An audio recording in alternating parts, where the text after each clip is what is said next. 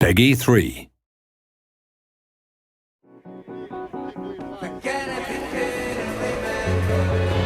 Welcome to the final developer diary for F1 2010.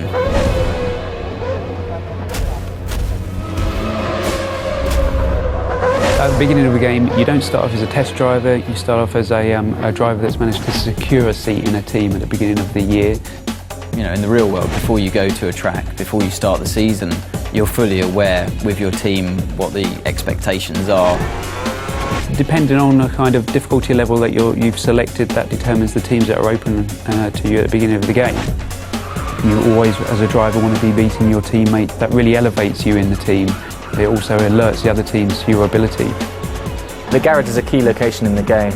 You've got your animated crew working on your car, your race engineer feeding you intel. You've actually been lucky enough to have real race engineers get into the motion capture suits and really just perform the tasks that they do day to day. And that really is a great sensation when you come in there and you see your whole team around you and you really feel a part of that atmosphere.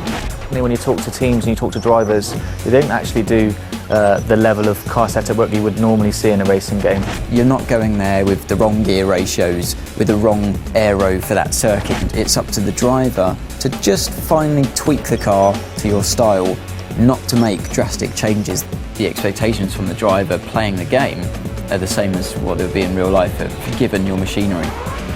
You know, at the end of the day, the teammate that you have is the only direct competition that you'll have through the whole season.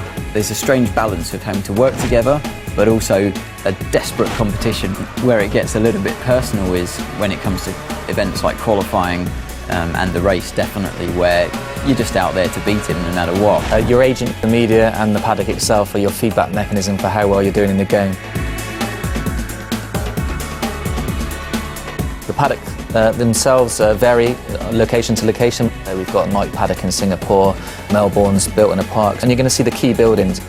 So the paddock's going to get busier, more press there, more pit girls hanging around, more rival drivers interested in you, the better you do on the track. We've got two different types of media in the game. You've got the impromptu media and you've got the press conference.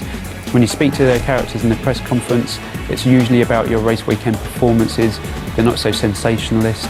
It's an easier ride for you, definitely, but it's still a moment of celebration. Impromptu characters hanging around the paddock lane, they're always willing to take your first comments when you come out of practice, qualifying and race. The hardest thing, I think, is that if you've had a bad result, then you have to speak to the media and you have to remain calm and always say the right thing. You have to be a little careful of what you say to the media.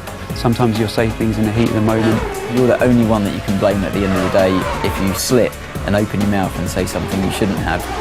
You finished on the podium, it's 1, 2, 3. You can tell the press conference characters all about the race weekend. Those are all of the things that I want to try and portray in the game as what happens in real life. Way beyond any computer game I've ever played before.